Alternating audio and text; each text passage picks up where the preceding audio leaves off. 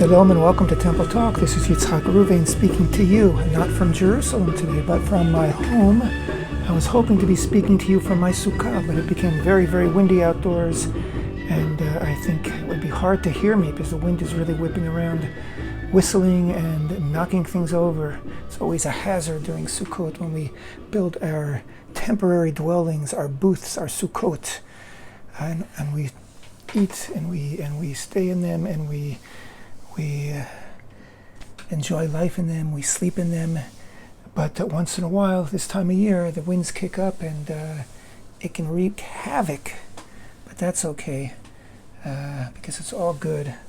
God makes the wind, and He does that, I guess, to test our Sukkot and to test our mettle, as in our willingness to stick it out. But in terms of recording, I felt it was best to come indoors for recording Temple Talk today. Today being the 16th day of the month of Tishrei, 5782, the second day of Sukkot, first day of Chol HaMoed meaning the intermediary days of Sukkot, the first day being Chag Sukkot, holiday, in which we refrain from all labor other than preparing food. And the rest of the 6 days of Sukkot, we can do other things. We minimize our other activities, but we can use electricity, for example, and do certain works which are necessary. And of course, the 8th day, Shmini Atzeret, also known as Simchat Torah, is once again a holiday. But we're in the second day of Sukkot right now, the first day of Chol HaMoed. As I said, it's the 16th day of Tishrei, 5782. It's the 22nd day of September 2021. And here we are celebrating the amazing holiday of Sukkot. If you're wondering when is Yitzhak going to mention this week's parsha, well, actually, we take a break this week because the reading we read this week is a special parsha concerning Sukkot. I should say that we read on Shabbat. Each day of the holiday of Sukkot, we read in the synagogue a section of the Torah which describes that day's offerings, Sukkot offerings, because Sukkot has a lot of offerings. And in addition to the daily offerings, which I'm just going to check it right now, the daily offerings, if I'm not mistaken,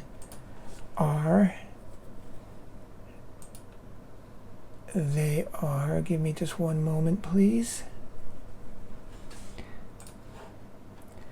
They consist of 2 rams each day of Sukkot, 14 sheep each day of Sukkot, and a goat as a sin offering each day of Sukkot, and 13 bulls on the first day of Sukkot, and the number of bulls goes down by 1 each day. So it begins with 13 today, the second day, 12 bulls, tomorrow will be 11, and so on and so forth. The final day of Sukkot, the 7th day, there'll be 7 bulls, and if you take that, total it up, 13 plus 12 plus 11 plus 10 plus 9 plus 8 plus 7, we get a grand total of 70. And why 70? Why 70 bulls throughout the 7 days of Sukkot? Well, our sages tell us that 70 bulls equal the 70 primal or primordial or primary nations. Torah concept that when God separated the peoples into nations and different tongues, He did separate it into 70 different nations, mankind into 70 different nations. The fact that today we have more nations is simply a fact that some nations have subdivided, and different people have gotten their own independence, but they're from the same root nation of the original 70 nations. And so these 70 bulls are offered on behalf of the 70 nations. They're offerings to promote peace and goodwill and brotherhood between all the nations. Of course, all the nations that love Israel, love the God of Israel. Those nations that set themselves against Israel and are the enemies of the God of Israel, they won't be strengthened by the 70 bull offerings, but they will be weakened by the 70 bull offerings. That's the concept of the 70 bulls, which are offered throughout the holiday of Sukkot. And as I began to say before, each day of Sukkot in synagogue, we read from the Torah of the offerings of that particular day. So each day is a little bit different from the day before in that it's one less bull. But that's how we keep ourselves posted with what we would be offering and will be offering, God willing, when we rebuild the Holy Temple, and preparing offerings again during Sukkot. Sukkot's an amazing holiday. It's a holiday that we're commanded to be joyful. You shall rejoice in your festival, it tells us in Deuteronomy. You shall rejoice. You and your family, everyone, shall just be happy for 7 days. Not such an easy thing, perhaps. What's the secret of being happy? I think the Torah's secret of being happy is to be appreciative, to be grateful, to be thankful for what you have, not be always longing for something that you don't have, not be jealous of what others have that you don't have, not to be bummed out that somebody's got more than you, or that you don't have everything that you thought you'd have. Be appreciative, be happy with what you have right now. Tomorrow maybe you'll have more. Tomorrow maybe you'll have what you've been longing for. Maybe you should always work for more if that's what you want. The idea is not to be complacent, but be appreciative and thankful to Hashem for what you have right now.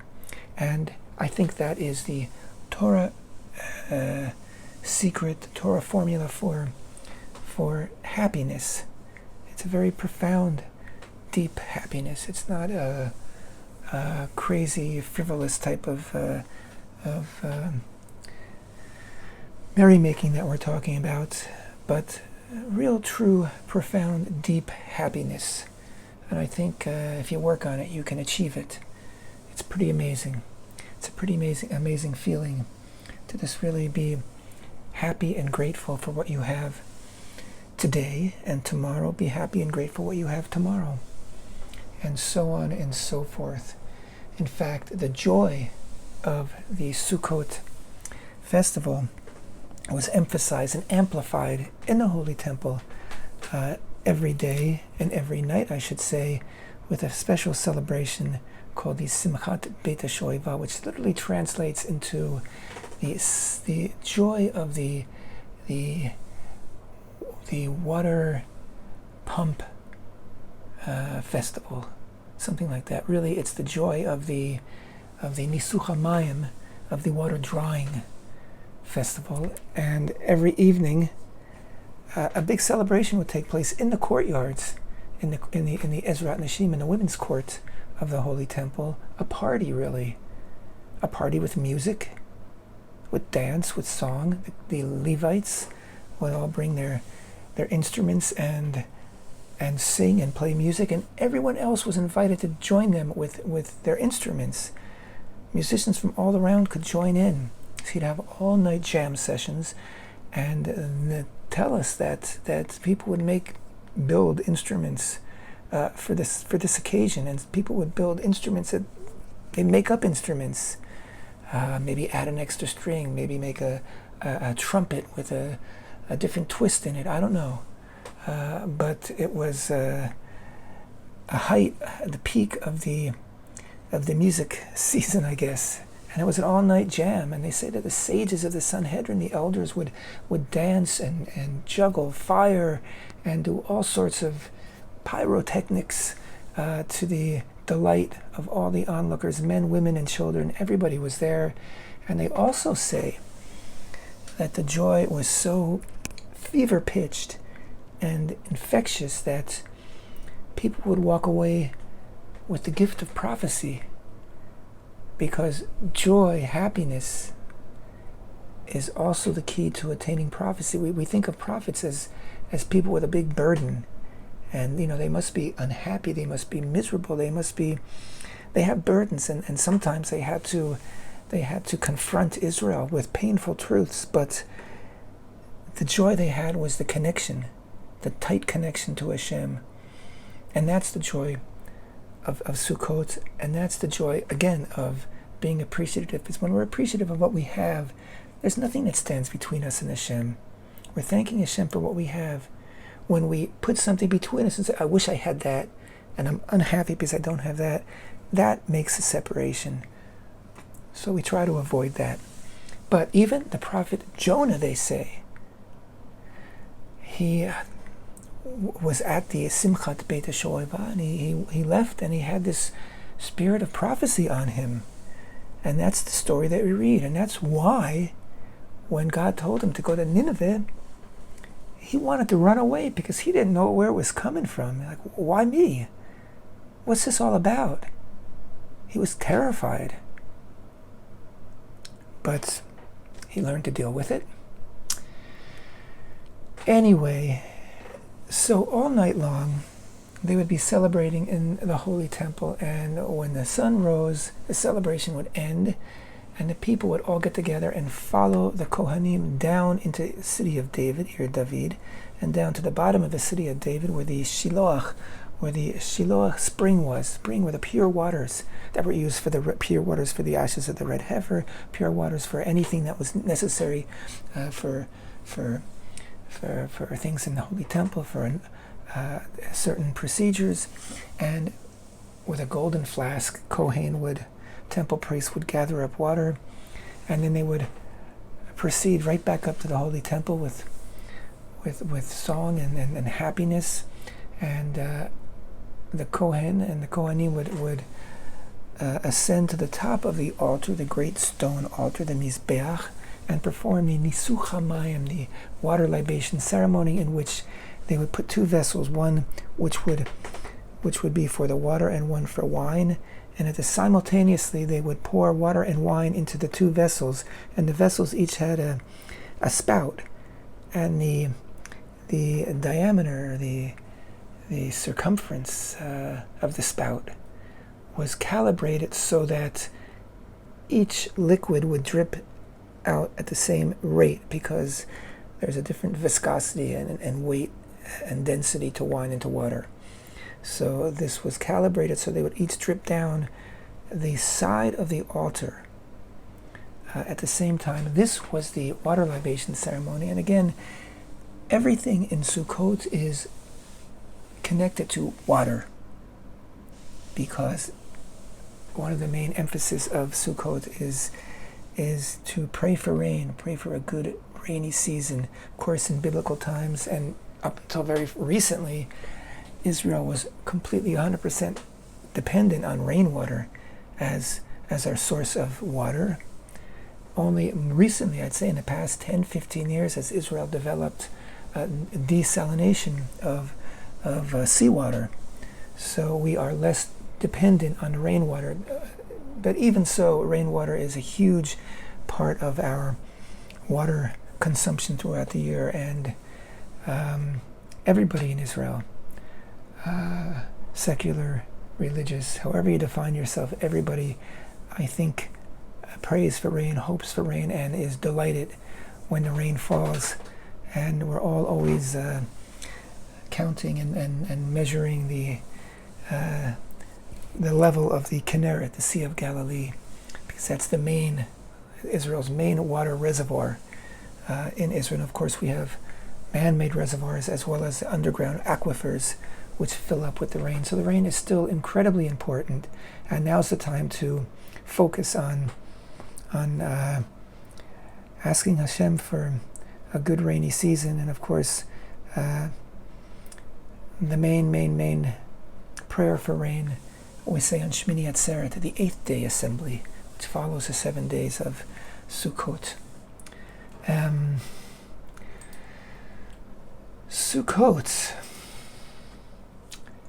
What's the source of it? Well, we read about it first in the book of Leviticus, chapter 23, verse 40, beginning verse 40. But on the 15th day of the 7th month, that was yesterday, the 7th month being Tishri, when you gather in the produce of the land, you shall celebrate the festival of Hashem for a 7-day period. The first day shall be a rest day, and the 8th day shall be a rest day.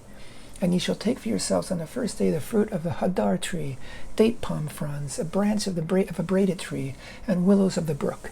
And ye shall rejoice before Hashem your God for a 7-day period, and ye shall celebrate it as a festival to Hashem for 7 days in the year. It is an eternal statute throughout your generations that you celebrate it in the 7th month. For a 7-day period ye shall live in booths, Sukkot. Every resident among the Israelites shall live in booths, in order that your ensuing generation should know that I had the children of Israel live in booths when I took them out of the land of Egypt. I am Hashem, your God. This is the source of the holiday festival of Sukkot, where it's never mentioned actually in the Torah that Israel dwelt in Sukkot, in booths, when we left Egypt. This is where it's mentioned. It's referred to here, but a direct mention is not mentioned. Now, a booth, a temporary booth, makes sense. I mean, we usually assume that Israel dwelled in tents. We read about the tents of Israel. Perhaps the Sukkot, the booths here, is referring to the tents, or perhaps it's referring to temporary booths which had a roof of whatever vegetation Israel could find in the wilderness to shade them from the sun. Others say that the booths refer to the clouds, the Ananei Kavod, the clouds of glory, that by the merit of Aaron, the high priest, accompanied Israel throughout the 40 years in the wilderness and gave Israel protection from many things, including the blistering sun. So whether it's man-made booths or whether it's the Ananei Kavod, the clouds of glory, we dwelled in booths for 40 years, and we remember that as we build our Sukkot each year. And the Sukkot, of course, needs to have at least 3 walls, and they can be made of wood or panels of fabric. They're meant to be temporary. They're meant to be somewhat frail. And on top of that, we place vegetation that we cut, or today many people buy pre-cut reeds that are made into mats that we can unroll and put on our Sukkot. And there has to be spaces in whatever we place on the roof of our Sukkot. The roof is called schach, right? Sukkot, same word as Sukkot. Schach means covering. And we need to see through it, because we need to see the heavens. We need to have a direct connection with the heavens, which of course symbolizes the dwelling place of Hashem. And the stars and the moon need to poke through it, and the sun needs to poke through, and the rain if it rains, because we need to realize that everything is temporary and everything depends on Hashem.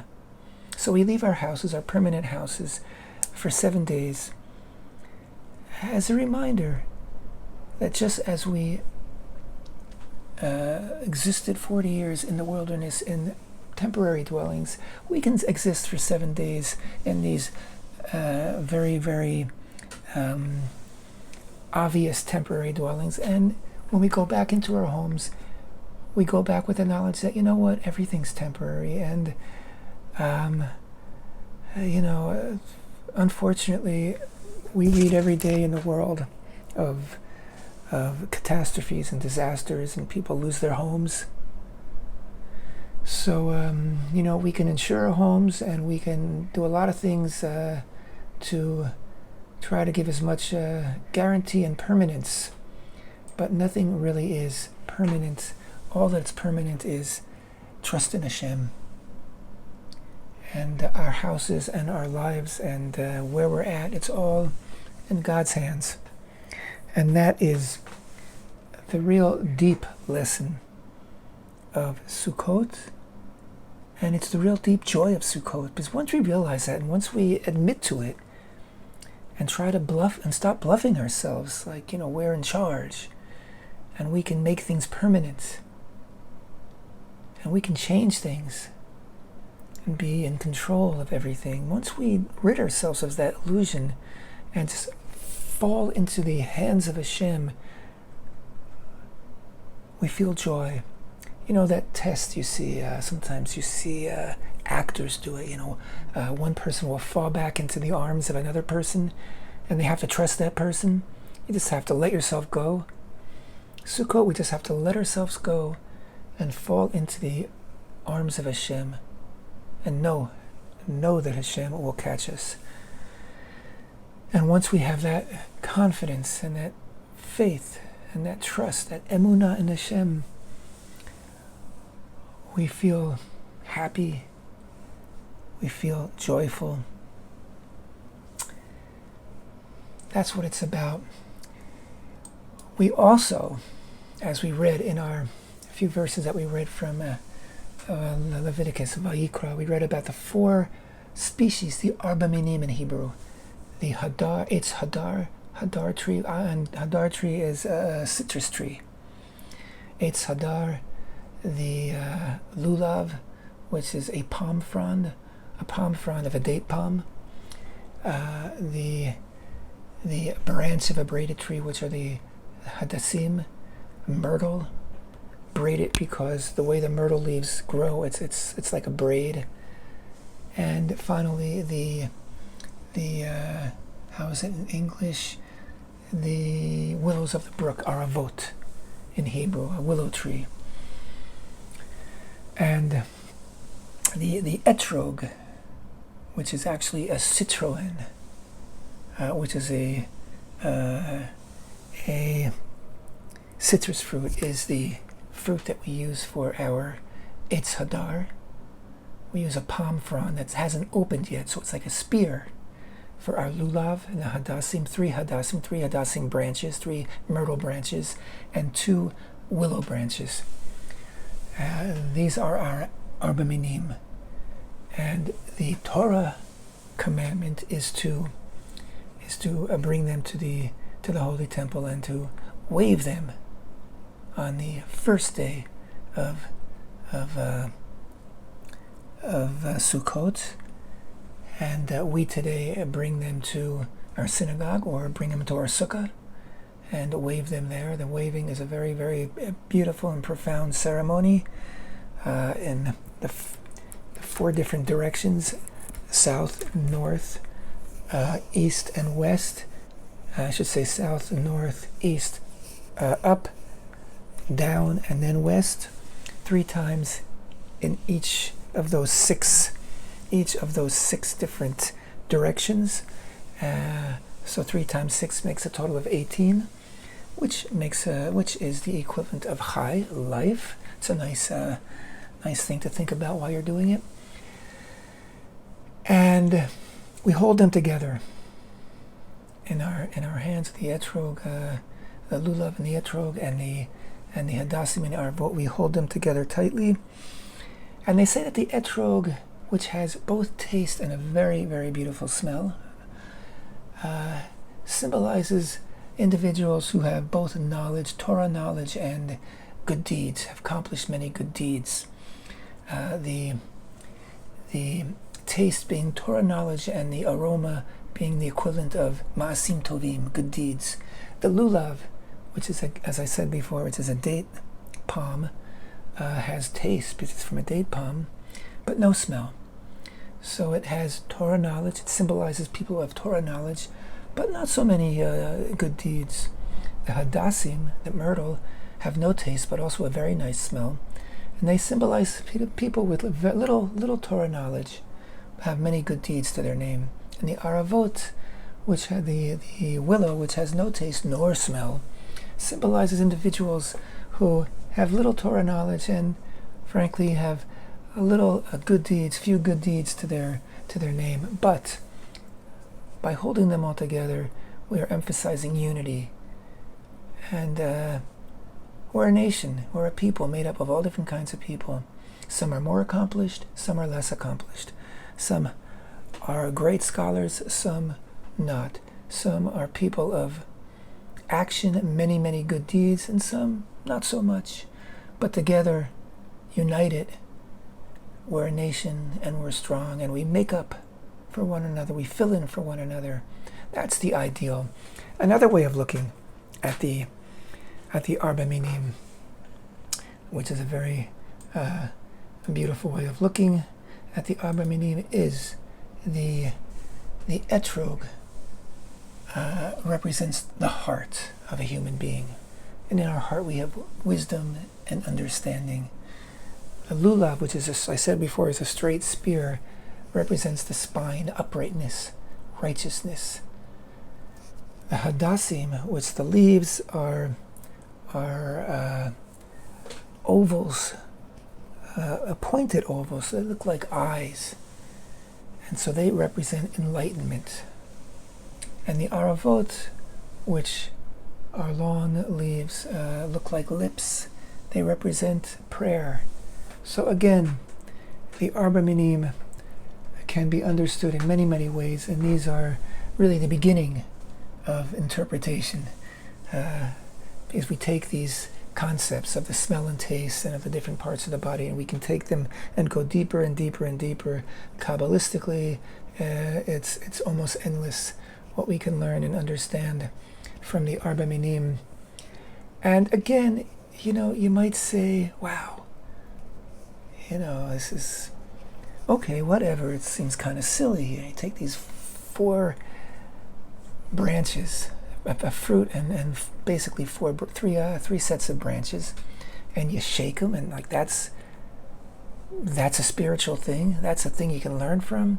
That's a thing that thrills you to do, and it's we look forward to it every year, and it's a thrilling thing. And when you're in a synagogue or at the Western Wall or in any area, and God willing, someday they will permit us to bring our Arba Minim up to the Temple Mount, which is really where we should be waving our Arba Minim. But when you're doing it with others, it's such a, again, joyful, let's use that word again, joyful experience and sense of solidarity and sense of purpose. And again, this is Torah at its finest, because Torah doesn't, we read this recently, a few weeks ago, we read in the weekly portion, it's not in heaven, it's not over the sea. You don't have to send someone up to heaven in a spaceship to bring down the commandments, or go over the sea in a boat to bring back the commandments. They're in your heart, they're near to you. They're simple things. They're things that you don't have to search for it to do. The Arba Minim are there, they're available. And I have to say that yes, the etrog is one particular fruit, and they're grown almost exclusively, I think, around the world for Sukkot, and so they're always a bit in demand at Sukkot time. But they're there, they're always available. They grow here in Israel and elsewhere as well. And it's just, the commandments are easy. You go to a tree, you clip off a few branches, and you have it. And with that, with that simple thing that God created, by the way. All these are things, they're not man-made things. The etrog, the lulav, the hadassim, the aravot, they're all God's creations. They're all plant life. They're all from the earth. They all also need water to grow and to flourish. So we really are all in the same place here. We're all God's creations. We all need water. We're all connected to the earth. So to take these 4 species and to hold them together and to clutch them close to our heart and to wave them, again, in the 6 directions. We begin with the south, we go to the north, then we go to the east, and then we go upward, and then we go downward, and then we conclude with the west. It connects us to creation, connects us to our Creator, connects us to one another.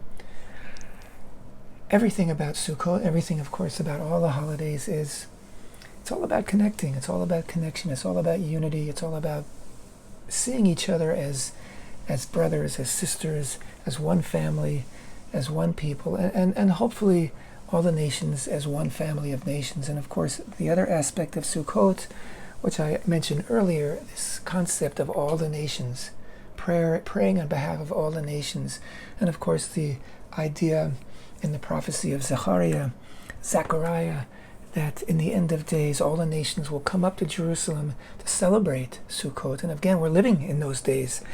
And we know that every year many Christians come from around the world to participate in the Sukkot celebrations. There's always a beautiful march through Jerusalem during the Chol HaMoed, during one of the intermediary days of Sukkot. Unfortunately, the past 2 years we haven't had that because this corona virus, which we haven't kicked yet. So it's very unfortunate. It's much quieter in Jerusalem than it normally is on Sukkot. And yes, there are some Christians here that will be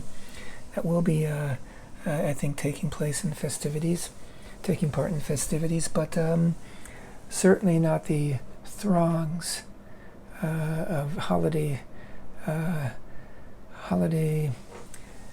participators that we usually have here in Jerusalem and Israel throughout Sukkot. It will happen again. We'll get through the coronavirus and things will open up again and we'll be back on track. But Sukkot's really for everybody. And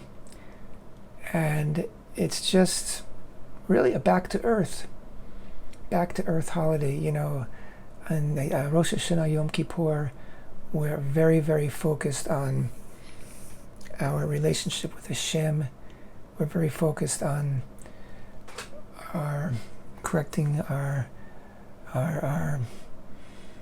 who we are, our consciousness, our spiritual side, our soul, and it's very spiritual.